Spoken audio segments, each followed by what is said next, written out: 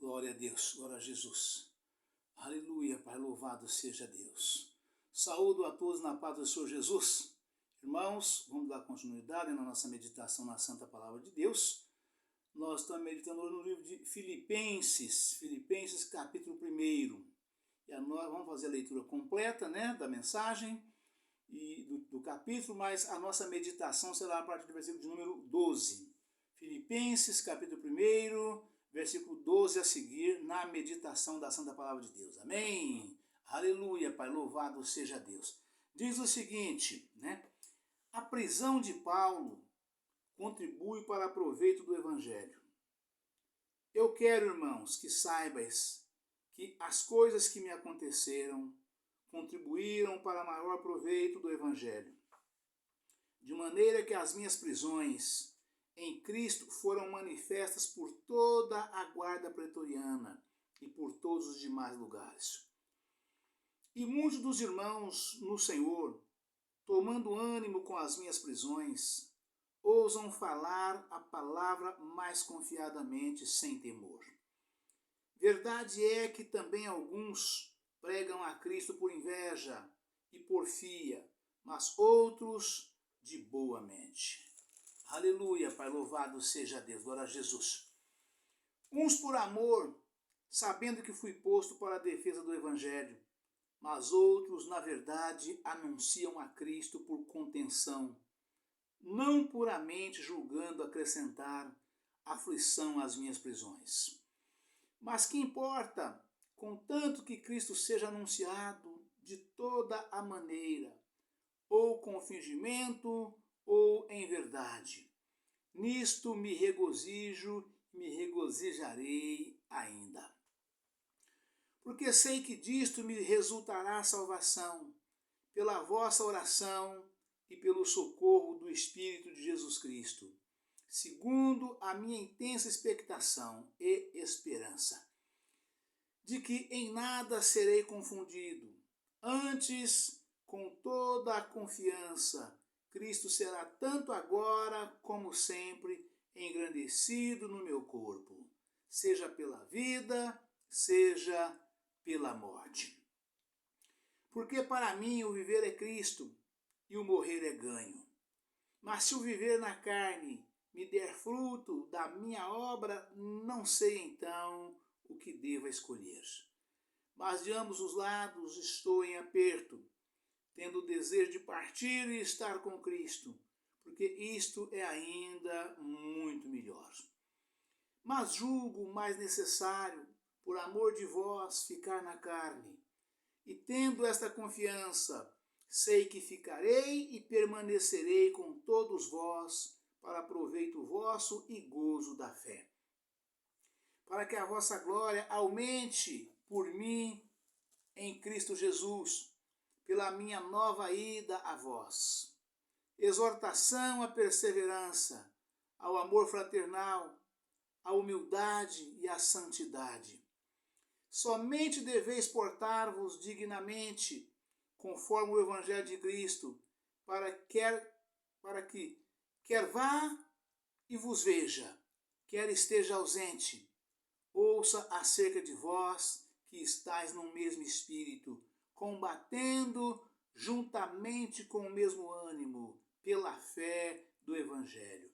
E em nada vos espanteis dos que resistem, o que para eles, na verdade, é indício de perdição, mas para vós, de salvação, e isto de Deus. Porque a vós vos foi concedido em relação a Cristo, não somente crer nele, mas como também padecer por ele, tendo o mesmo combate que já em mim tendes visto e agora ouvis estar em mim. Amém, irmãos? Aleluia, Pai, louvado seja Deus. Glória a Jesus.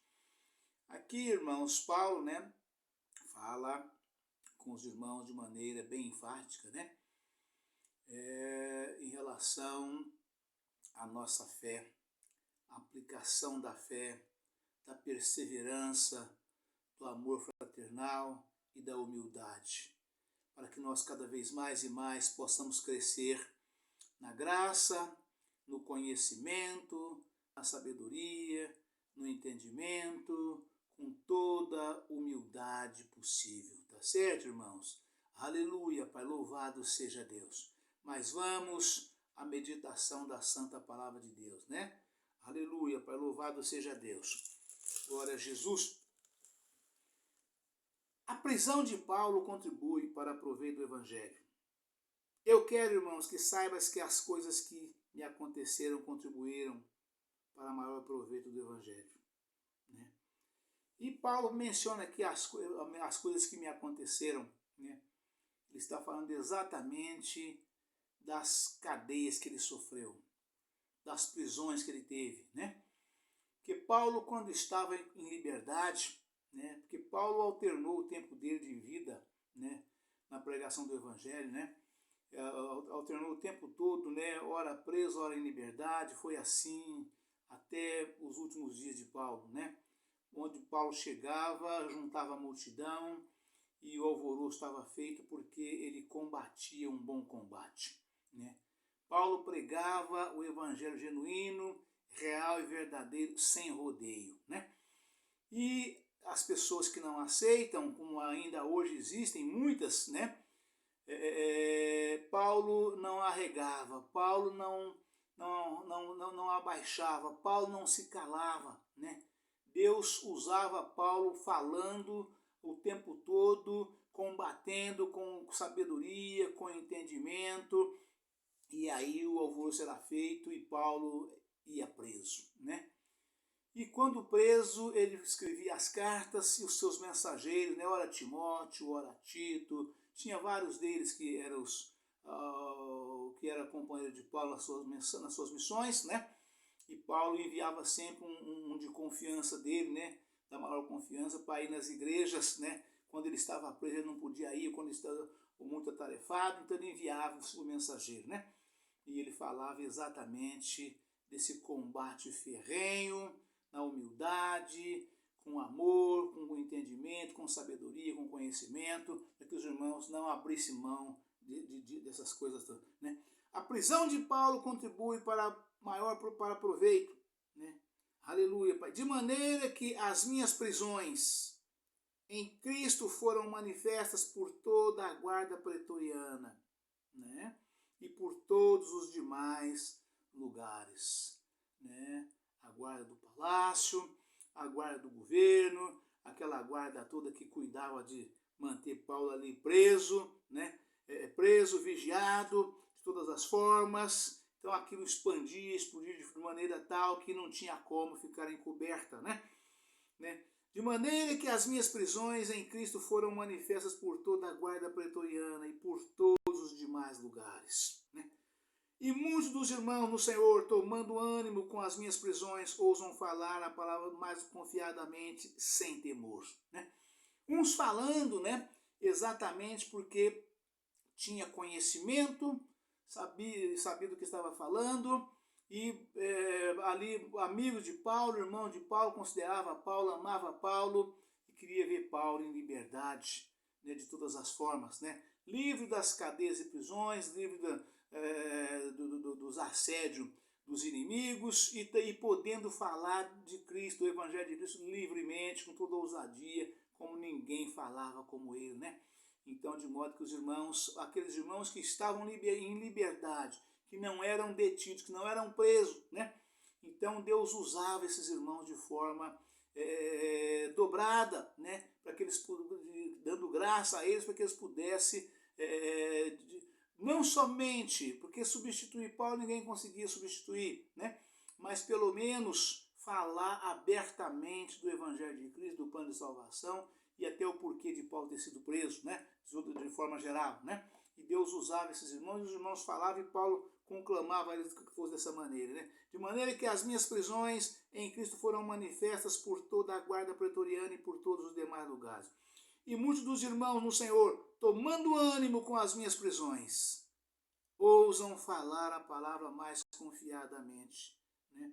Isso aqui me faz lembrar, né, muitos casos eu pude contemplar isso na vida real, né, de jovens, famílias numerosas, né, que que os pais faleceram cedo, né? Os pais faleceram na casa dos 40, 50 anos, e a família era numerosa, e o filho mais velho tinha ali na faixa de 13, 14, 15 anos, né? E na falta do pai, o que esses filhos mais velhos faziam, né? Eles assumiam, né, o comando da casa no lugar do pai, né? Ali para colocar, para prover alimentos para a família, para a mãe, com os demais irmãos, tudo pequeno, e era sempre muitas pessoas, né? Então, mesmo o filho mais velho, não tendo ainda idade, ele tinha consciência, juntamente com a mãe, ali de que ele era obrigado a assumir, né, e buscar provento, buscar alimento para casa, né? Aquela família precisava comer, né? Naquela época não era como hoje, que o governo tem o tudo pelo social e socorre as famílias. Naquela época lá, o socorro que tinha vinha única e exclusivamente de Deus. Não tinha como a família se alimentar, se manter, se não trabalhasse, né? Os patrões tinham hábito, inclusive, de, quando acontecia que a família era numerosa e não tinha ninguém que pudesse trabalhar, eles arrumavam uma casa de aluguel na cidade para aquela família, pagavam ali 3 meses de aluguel, colocava a família lá para se livrar dela, para se ver livre dela. Não era como hoje, que as pessoas têm condição de ajudar e ajudam, e o governo assume de forma extraordinária o tudo pelo social em favor das pessoas pobres, carentes, desvalidas, necessitadas, né? Como está exatamente escrito, né, no Salmo 82. Né? Defendei o pobre e o órfão, fazei justiça ao aflito e necessitado, livrai o pobre e o necessitado, tirai das mãos dos ímpios. Eles nada sabem e nem entendem. Né? Então Deus quer que cada governante se atente para a necessidade das pessoas pobres, carentes, necessitadas, né? Socorrendo com tudo pelo social. Né? Deus quer isso, Deus exige isso, e vocês podem prestar atenção numa coisa, irmãos. Todos os governantes que cuidam bem do pobre, ele consegue ser vitorioso. Deus é com ele, e ele consegue fazer sempre um governo muito bom, querido do povo, e volta a governar por mais de uma vez, porque ele cuida bem do pobre. Isso não vem do homem não, irmãos, tá? Eu quero que os irmãos se atentem bem para as coisas de Deus, preste atenção na palavra de Deus. Isso provém de Deus, né? É Deus quem coloca as autoridades. Ele coloca e ele mesmo tira quando não age segundo a vontade dele, quando não faz da forma que ele quer que faça, né? Mas aquele que cuida com carinho, que cuida com afinco, de acordo com a santa palavra de Deus, defendendo o pobre, o órfão e a viúva e o estrangeiro, né? Deus recomenda isso. No Salmo 82 está escrito que o homem, né, para você sair em defesa do pobre, do órfão, da viúva, do estrangeiro. Essa recomendação fala ferrenhamente. O salmista já sai falando com os governantes desta forma, né, cobrando deles justiça em favor das pessoas pobres, carentes, necessitadas, órfãos, viúvas, estrangeiros, para que o poder público socorra, né, e Deus é com ele, né? E assim, dessa maneira, acontecia, né? É aqui que de maneira que as minhas prisões em Cristo foram manifestas por toda a guarda pretoriana e por todos os demais lugares. E muitos dos irmãos no Senhor, tomando ânimo com as minhas prisões, ousam falar a palavra mais confiadamente, sem temor. Ou seja, se atira de cabeça, né? Porque esta é a nossa missão, né? Esta é a missão que o Senhor nos entregou, para que nós possamos, né, cumprir rigorosamente, né, ou religiosamente, da forma que muitos entendem, né, o ide de Jesus. Né? Defendei o pobre e o órfão, fazer justiça ao aflito e necessitado, livrai-os das mãos dos ímpios. Eles nada sabem e nem entendem. Né? Isto é ordenança de Deus, é mandamento de Deus para com cada um de nós. Né? E a palavra continua falando, em verdade, aliás, verdade é que também alguns pregam a Cristo por inveja e porfia, mas outros de boa mente. Aleluia, Pai, louvado seja Deus, glória a Jesus.